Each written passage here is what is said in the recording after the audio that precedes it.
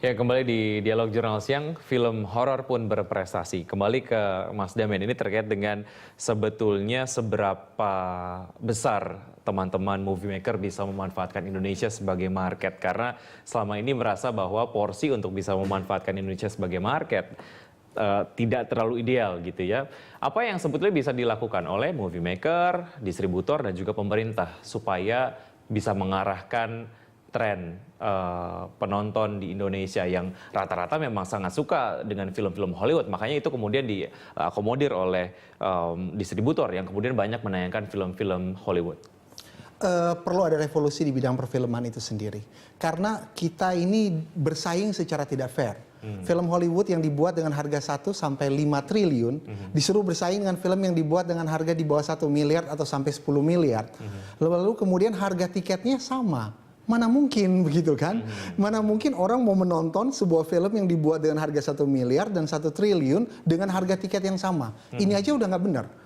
Lalu kemudian jam tayang. Yang satu itu memperoleh prioritas di bioskop-bioskop yang besar dan kemudian spesial banget. Sedangkan film-film kita ini hanya ditaruh di pojok-pojok kota gitu kan. Lalu bagaimana ini bisa berkembang? Pemerintah ini harus melindungi. Contoh yang terjadi umpamanya di China. Di China pernah ada kebijakan hanya 12 film Hollywood yang boleh masuk ke China. Kalau memang mau melebihi 12, dia harus bekerja sama dengan filmmaker lokal. Jadi harus ada local content, baru film-film yang lain boleh masuk. Dan sekarang kita melihat film-film Hollywood, banyak unsur China di sana. Apakah artisnya, sutradaranya, atau hal-hal yang lain. Sehingga kemudian ini mengembangkan perfilman China ke dalam tahap yang mendunia. Jadi kalau Indonesia mau maju, kita jangan dijadikan sebagai konsumen saja. Kita juga harus diberi kesempatan untuk bisa berbicara. Karena filmmaker Indonesia itu sangat kreatif. Hollywood aja noleh kok ke filmmaker Indonesia. Cuma kita diberi kesempatan yang equal atau tidak. Nggak usah dimanjain deh. Equality.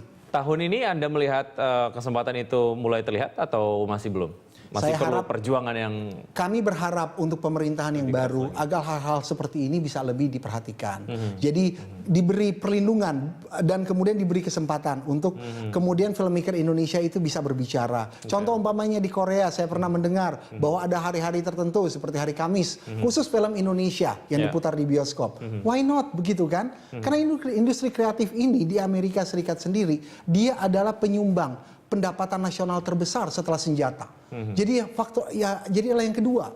Jadi kalau Indonesia mau memperhatikan ini, apalagi kita mendengar bahwa pemerintahan yang baru nanti sangat peduli kepada ekonomi kreatif, maka harus ada strategi yang jelas. Di dalam negeri harus dilindungi, sehingga kemudian dia menjadi matang di dalam negeri dan dia bisa bersaing di level internasional. Oke, ya kita berdoa untuk hal tersebut semoga memang bisa terjadi dengan cepat gitu. Saya ke Natasha dulu.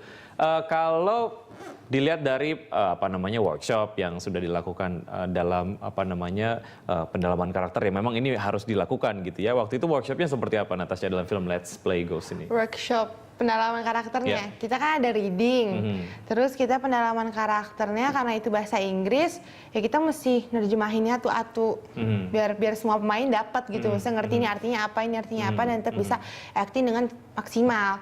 Waktu aku acting di situ, ya aku pendalaman karakternya harus bener-bener menjadi cewek gotik, dan mesti bener-bener jadi temen dengan 5 kawan itu kan, itu gampang karena kita emang udah kenal 5 kawan itu. Sehingga itu memudahkan kamu mendalami karakter tersebut. Kamu juga seperti itu ya waktu kemarin ya dalam proses workshop dan lain sebagainya. Paling kamu suka waktu proses syuting kemarin apa? Yang paling aku suka waktu syuting itu nakut-nakutin orang. Jadi insting. Jadi ini menjiwainya sudah sangat-sangat menjiwai Mas Damian ya. Terus waktu itu teman-teman yang kamu takut-takutin seperti apa? Mereka takut beneran ya? Iya. Oke, begitu kamu lihat kamu di film ada hantu yang kamu perankan, itu rasanya gimana sih? Seneng apa enggak? Bahwa itu ternyata saya loh hantunya gitu. Seneng ya, artinya kamu udah bisa tahu bahwa kamu sudah bisa acting sedemikian rupa gitu ya. Oke, Mas Damian, kalau dilihat dari pemilihan dari castnya sendiri, waktu itu prosesnya seperti apa? Castingnya seperti apa? Dalam proses Let's Play Ghost ini agak berbeda. Jadi saya memilih pemainnya dulu, baru membuat skripnya.